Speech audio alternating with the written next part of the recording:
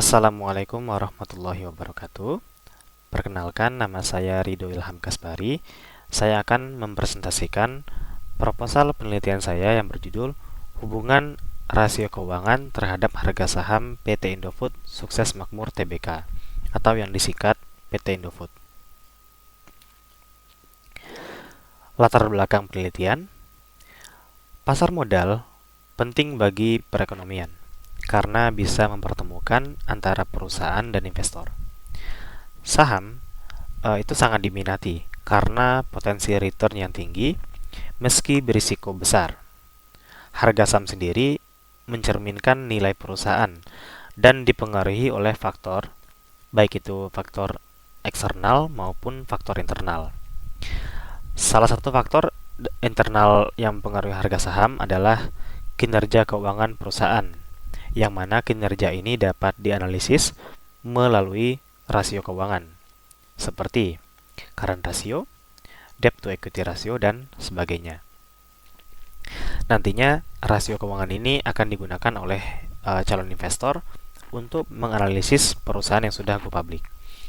Salah satu perusahaan yang sudah go public adalah PT Indofood, yang menunjukkan kinerja yang baik dan menunjukkan kenaikan harga saham yang tercatat sebesar Rp8.175 per lembar pada tanggal 13 Desember 2024 lalu.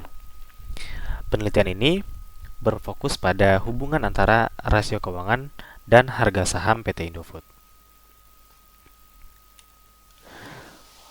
Kita masuk ke rumusan masalah.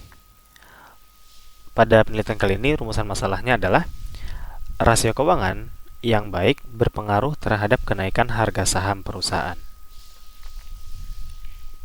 Berikutnya, batasan masalah dalam penelitian. Untuk rasio keuangan yang digunakan dibatasi pada rasio profitabilitas dan rasio solvabilitas saja. Adapun untuk objek penelitian dibatasi pada laporan keuangan PT Indofood tahun 2021 sampai dengan tahun 2024 saja. Berikutnya tujuan penelitian. Penelitian ini bertujuan untuk menguji dan mengetahui hubungan antara rasio keuangan terhadap kenaikan harga saham perusahaan, yang dalam hal ini adalah PT Indofood. Berikutnya manfaat penelitian. Penelitian ini diharapkan bermanfaat baik itu bagi mahasiswa, bagi investor, maupun bagi manajer perusahaan. Bagi mahasiswa, diharapkan penelitian ini bermanfaat untuk menambah pengetahuan terkait faktor yang mempengaruhi kenaikan harga saham perusahaan, khususnya pada PT Indofood. Adapun bagi investor, penelitian ini diharapkan bisa menjadi referensi untuk melakukan analisis lebih mendalam terkait faktor yang mempengaruhi harga saham PT Indofood. Adapun bagi manajer perusahaan, penelitian ini diharapkan dapat meningkatkan kinerja keuangan perusahaan serta meningkatkan daya saing perusahaan di pasar modal. Berikutnya, metode penelitian yang digunakan.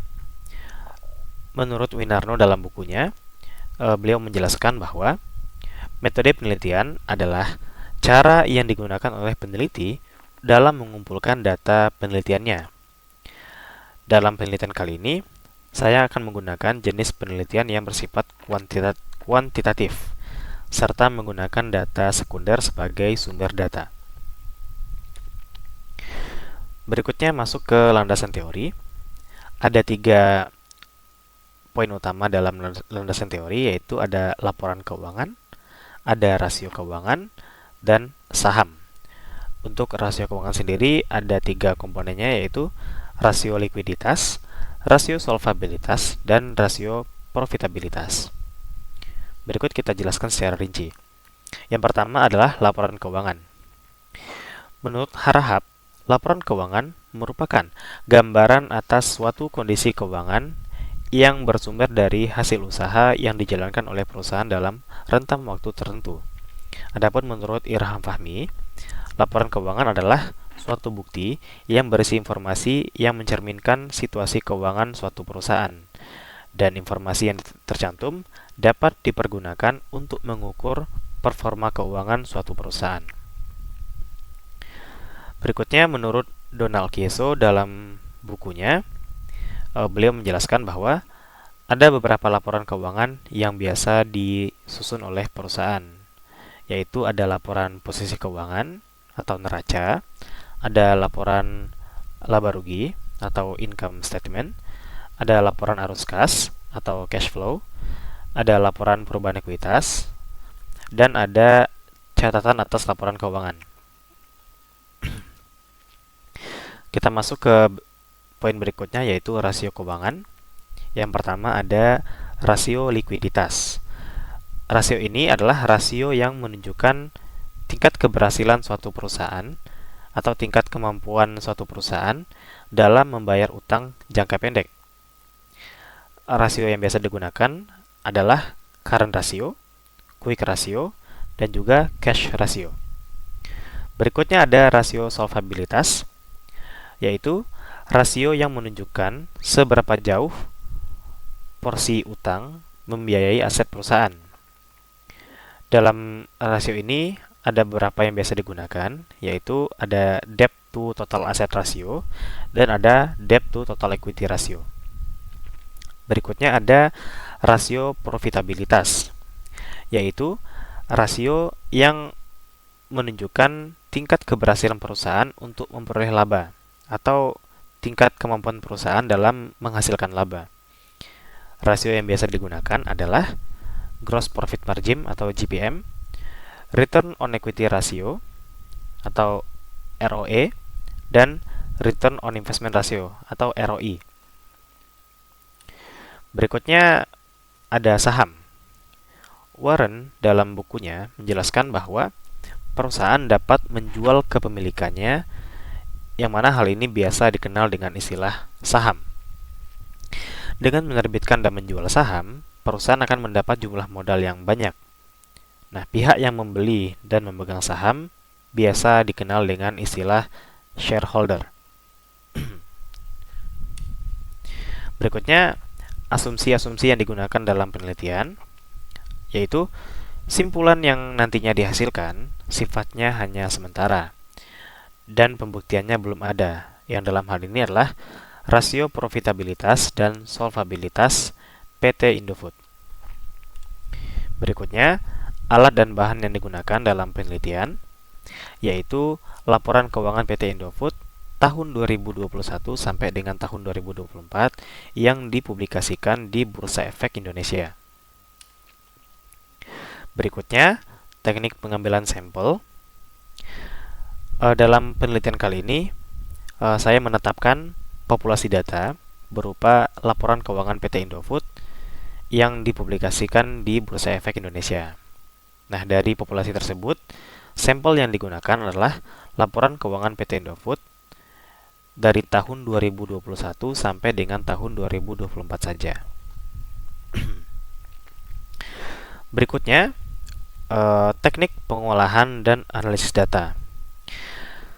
Data sampel yang nantinya dikumpulkan akan diolah terlebih dahulu menggunakan aplikasi olah data yang biasa kita pakai, yaitu Microsoft Excel, sehingga nantinya didapatkan informasi yang dibutuhkan atau diinginkan.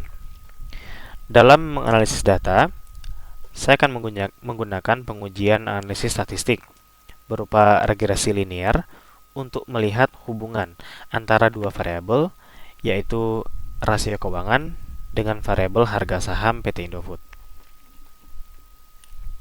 Berikutnya kita masuk ke tahapan analisis. Ada 3 tahapan di sini, yaitu yang pertama mulai dari pengumpulan data, lanjut ke tahap pengolahan data, lalu yang terakhir ada tahap uji statistik. Nah, setelah data dikumpulkan dan data diolah, masuk ke pengujian statistik yang dalam hal ini adalah statistik deskriptif. Pengujian statistik deskriptif biasa digunakan untuk memberikan gambaran umum mengenai karakteristik data penelitian. Yang biasa dihitung dalam pengujian statistik deskriptif adalah nilai maksimum, nilai minimum, nilai rata-rata atau mean, dan juga standar deviasi dari variabel-variabel penelitian. Yang dalam hal ini adalah gross profit margin, return on equity, return on investment, debt to asset ratio, debt to equity ratio, dan juga harga saham. Nah, sebelum masuk ke pengujian utama, yaitu regresi linear, ada baiknya data diuji validitasnya dulu. Nah, uji validitas data menggunakan pengujian asumsi klasik, yang mana pengujian ini bertujuan untuk memastikan bahwa model regresi atau data yang nantinya digunakan memenuhi kriteria Best Linear Unbiased Estimator. Untuk uji asumsi klasik yang akan dilakukan ada 4, yaitu yang pertama ada uji normalitas, yang kedua ada uji multikolinearitas, yang ketiga ada uji heteroskedastisitas, yang keempat ada uji autokorelasi. Apabila model tidak memenuhi asumsi klasik, maka perlu dilakukan transformasi atau penyesuaian model atau data agar hasil regresi nantinya bisa valid secara statistik. Gitu. Kita perdalam mengenai uji asumsi klasik. Yang pertama ada pengujian normalitas. Pengujian normalitas sendiri dilakukan dengan metode Shapiro-Wilk atau Jark-Bera, yang digunakan untuk mengetahui apakah data residu dari model regresi berdistribusi secara normal. Jika nilai signifikansi berada di atas 0,05, maka dipastikan bahwa nilai data residu tadi terdistribusi secara normal sehingga modelnya layak untuk digunakan. Berikutnya ada pengujian multikolinearitas. Pengujian ini menggunakan nilai variance inflation factor atau VIV. Apabila seluruh nilai VIV berada di bawah 10, maka disimpulkan tidak terdapat multikolinearitas, sehingga semua variabel bebas layak untuk dimasukkan ke dalam model regresi. Berikutnya adalah pengujian heteroskedastisitas. Pengujian ini dilakukan untuk melihat apakah variance error dari model regresi bersifat konstan. Nah, jika tidak, model mengalami heteroskedastisitas yang nantinya dapat mempengaruhi validitas hasil regresi. Lalu yang keempat, ada pengujian autokorelasi. Nah, autokorelasi sendiri diuji menggunakan nilai Durbin-Watson atau DW. Jika nilai DW berada dalam rentang 1,5 sampai 2,5, maka tidak terdapat autokorelasi, sehingga model regresi dapat digunakan dengan lebih akurat untuk data time series. Nah, baru setelah data diuji validitasnya, kita masuk ke pengujian utama, yaitu regresi linear. Dalam penelitian ini, model yang digunakan adalah regresi linear berganda.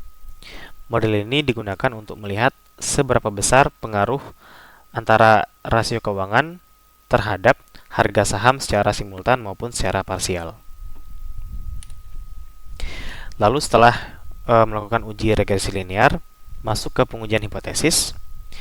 Pengujian hipotesis diuji dengan uji T untuk pengaruh masing-masing variabel secara parsial dan uji F untuk pengaruh secara simultan. Pengujian dilakukan dengan tingkat signifikansi 5% atau alfa 0,05. Jika nilai signifikansi T di bawah 0,05, variabel berpengaruh signifikan secara parsial. Jika nilai signifikansi F di bawah 0,05, model regresi signifikan secara simultan.